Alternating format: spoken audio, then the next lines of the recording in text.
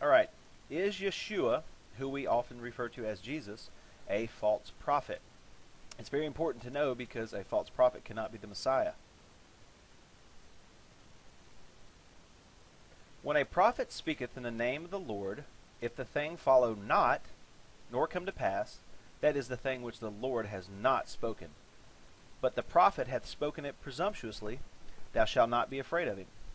Okay, if Yeshua spoke something and it didn't come to pass or it didn't follow, then it was not from God, and he's a false prophet and cannot be the Messiah. So let's look at one of his prophecies. Then certain of the scribes and of the Pharisees answered, saying, Master, we would see a sign from thee. But he answered and said unto them, An evil and adulterous generation seeketh after a sign, and there shall no sign be given to it, but the sign of the prophet Jonas. For as Jonas was 3 days and 3 nights in the whale's belly, so shall the Son of Man be 3 days and 3 nights in the heart of the earth. All right, so here we have the tradition of the resurrection. We have Good Friday to Easter Sunday. And this is not 3 days and 3 nights. All right, now some will say, well, you got to count each day, this partial day, this full day, and this partial day, and that gives you the 3 days. Well, there's still a problem. That's only 2 nights. And as we'll find out, Yeshua said, are there not 12 hours in the day? So he makes it clear that a day is 12 hours. Not only that, in Genesis, it tells us, God called the light day, and the darkness he called night, and the evening and the morning were the first day. Okay, so we have evening and morning, 12 hours of darkness, then 12 hours of light to give us one day. And the biblical day starts when the sun goes down, not when the sun rises. That's very important to remember when you're studying the scriptures. All right, so at most, the traditional view has 36 hours, and it's not even that much, that Yeshua would be in the tomb. All right, so based on that tradition, he's a false prophet. In reality, there's 24 hours in a day. 3 days and 3 nights would be 72 hours that he should be in the tomb. So if Yeshua, or Jesus' prophecy about being in the grave for 3 days and 3 nights did not come to pass, then he is a false prophet and not the Messiah. Either Yeshua Jesus is not the Messiah, or the traditional view of the resurrection is wrong. And I say that it's wrong, and we're going to look at the resurrection just to see how.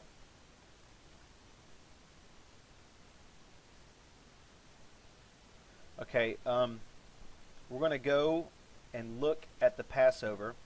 Now, if you look at the beginning to the end in our timeline here, the Passover happened about 2,000 years ago when the Lord died.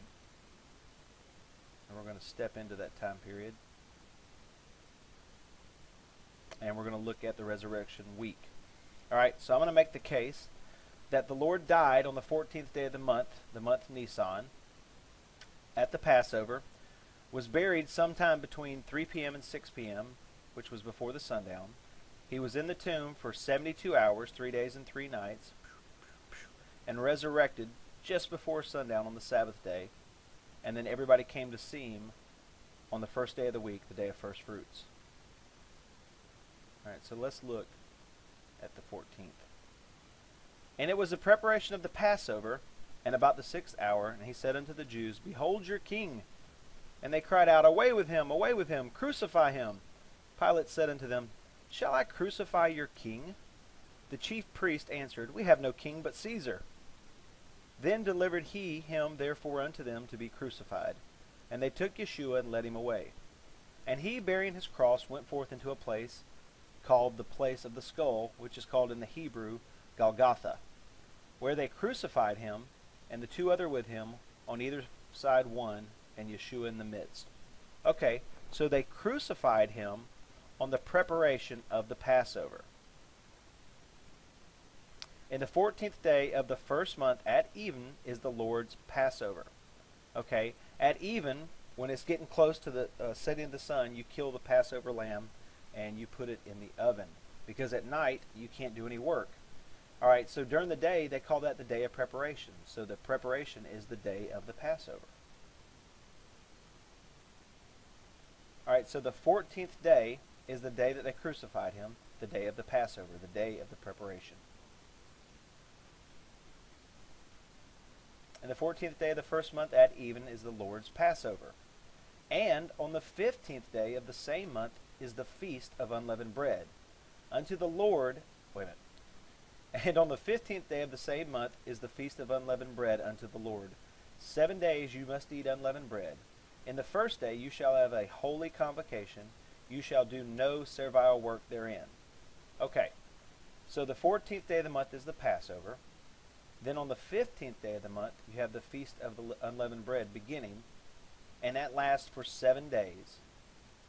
But on the first day, you cannot do any work because it's a Sabbath day. It's a holy convocation. It's a very important day. It's what's called a high Sabbath. It's one of 7 annual Sabbaths or feast days where God interacts with his people on their behalf, and it's a physical interaction, and it's for their eternity and their glory. All right, so we find out the next day, after the 14th day, the day he was killed, was the Feast of Unleavened Bread, a high Sabbath day. And we know that at sundown the next day begins, because the evening and the morning were the first day. So when the sun goes down on the day that the Messiah was crucified, which was the Passover, the Feast of Unleavened Bread begins, which is a Sabbath day. And here we see it. Died at Passover. Sun goes down, and at the going down of the sun, the high Sabbath, the day of unleavened bread, begins. All right, now we're going to look at the time he died. And it was about the 6th hour, and there was darkness all over the earth until the 9th hour, which is around 3 p.m. And the sun was darkened, and the veil of the temple was rent in the midst. And when Yeshua had cried with a loud voice, he said, Father, into thy hands I commend my spirit. And having said thus, he gave up the ghost, or died. All right, so we find out he died sometime after 3 p.m. Yeshua died sometime after 3 p.m., which was the time of the evening sacrifice. When Yeshua therefore had received the vinegar, he said, It is finished. And he bowed his head and he gave up the ghost. The Jews, therefore, because it was the preparation that the body should not remain upon the cross on the Sabbath day, for that Sabbath day was a high day, besought Pilate that their legs might be broken and they might be taken away. All right, so during the Passover, the Jews go to Pilate and say, hey, break their legs and take them off the trees because they cannot remain upon the tree on the high day, the Sabbath day, which is coming when the sun goes down. See, they did it because it was the preparation, the Passover, and that the body should not remain upon the cross on the Sabbath day when the sun goes down. Deuteronomy tells us, And if a man have committed a sin worthy of death, and he be put to death, and now hang him upon a tree, just like they did Yeshua, his body shall not remain all night upon the tree, but thou shalt in any wise bury him that day. For he that is hanged is accursed of God, that the land may not be defiled, which the Lord thy God giveth thee for an inheritance. Okay, so if a man hangs upon a tree, you have to bury him that day, so says the law. And Yeshua had to fulfill the law perfectly. He had to keep every part of the law in life and in death, or he's not the Messiah. Okay, so he dies on the 14th, on the Passover, somewhere around 3 p.m. The sun goes down that time of year around 6 p.m. And we know that he had to bury the body before sundown because the next day or that evening is the high Sabbath and the Feast of Unleavened Bread. Also, anyone who hangs upon a tree has to be buried that day. And at sundown, it's the next day. Then they took the body of Yeshua and wound it in linen clothes with the spices, as the manner of the Jews is to bury. Now in the place where he was crucified there was a garden, and in that garden was a new sepulchre, wherein never man yet laid. There they laid Yeshua, therefore, because of the Jews' preparation day, for the sepulchre was nigh at hand. Okay, so they chose the sepulchre in the garden because it was close by, and it was the day of preparation. They had to bury him and get him in the tomb before the sun goes down.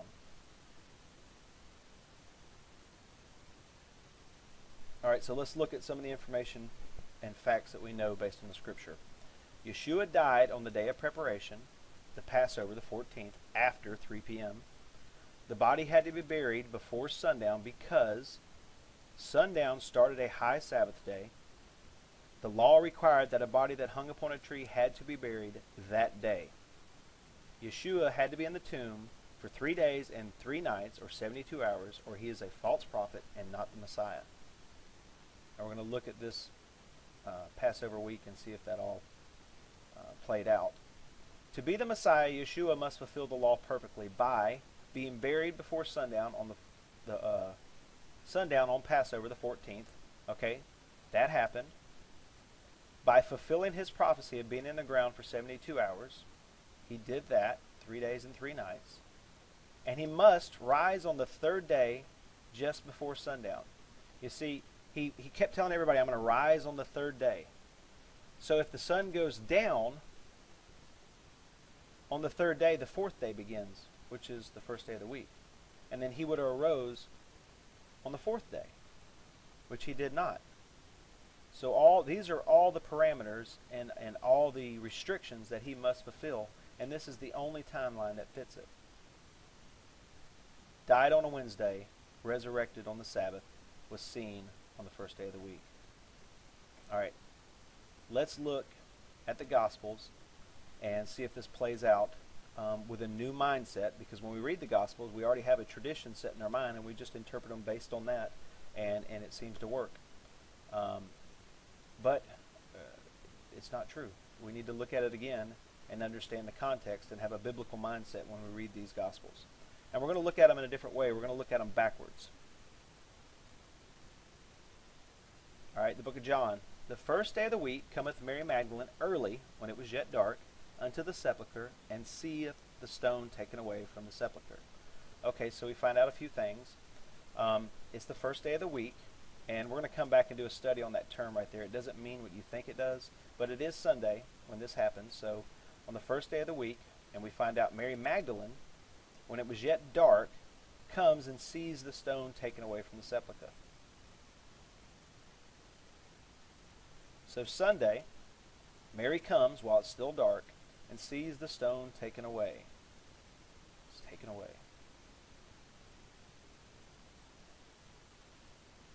All right, the book of Luke. Now upon the first day of the week, very early in the morning, they came unto the sepulchre. All right, we're starting to find out new information.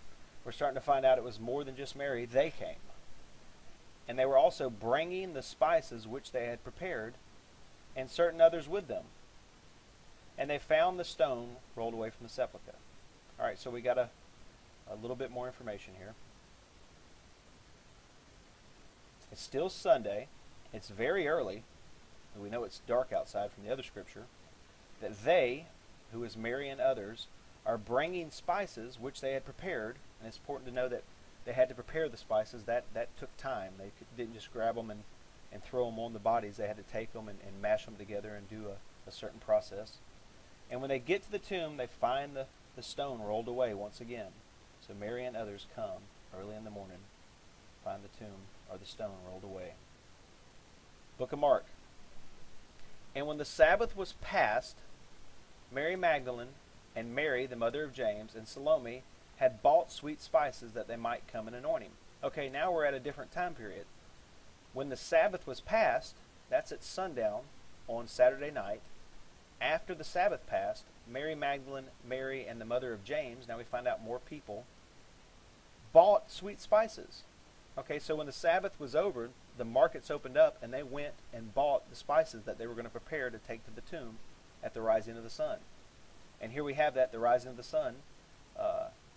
Very early in the morning, the first day of the week, they came into the sepulchre at the rising of the sun, and they said among themselves, who shall roll away the stone from the door? Okay, it's important to remember they don't know who rolled the stone away. They weren't there when it happened, so they're wondering, who's going to roll the stone away?